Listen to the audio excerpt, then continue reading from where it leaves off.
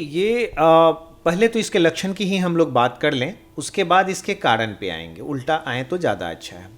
Heart failure एक तरह से कहा जाए तो एक मिसनोमर है, टर्म ही गलत यूज़ होता है। जैसे हार्ट फेल्योर कॉमन भाषा में समझ में आता है कि हार्ट फेल कर गया, ऐसा होता नहीं है। ये एक स्पेक्ट्रम ऑफ डिजीज़ है जो कि शुरुआत से अंत तक सीवियरिटी, इसीलिए इसको अलग अलग स्टेज में रखा गया है ना। तो stage A B C D करके गया है, डी सबसे सीवियरेस्ट फॉर्म है।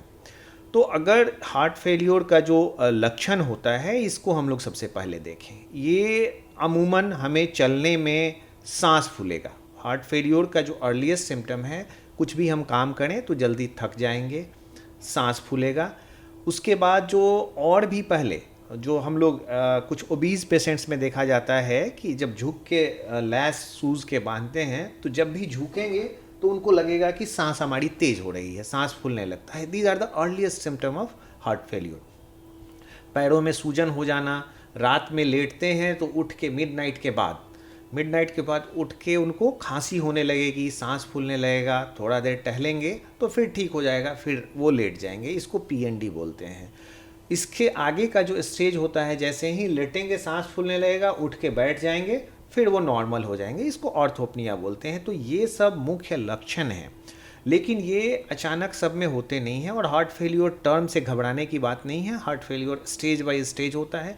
इसमें बहुत सारे रिस्क फैक्टर होते हैं, किनको हार्ट फेल्योर हो सकते हैं ये जानना ज़रूरी है। सब किसी को नहीं हो सकता। अगर पहले से आपको रोमैटिक हार्ट डिजीज़ है तो सिम्टम्स आ सकते हैं। अगर ब्लड प्रेशर है, ओबेसिटी है, डायबिटीज़ है, किडनी की समस्या है, डिस्लिपिडीमिया है, या फिर कभी हार्ट अटैक हुआ है, इन लोगों में हार्ट फेल्योर होने के ज़्यादा संभावना होते हैं। जी डॉक्टर साहब, अब ये जानना चाहूँगी कि अगर किसी व्यक्ति ने ये लक्षण जो है अपने आप में देख लिए, वो डॉक्टर के पास चले भी गए अपनी समस्या लेकर, इलाज क्या दिया जाता है, प्रिवेंटिव मेजर्स वगैरह क्या कुछ होते हैं? इसमें सबसे अहम चीज़ है कि जो रिस्क फैक्टर्स हैं उनको कर्टेल करना सबसे इम्पॉर्टेंट है।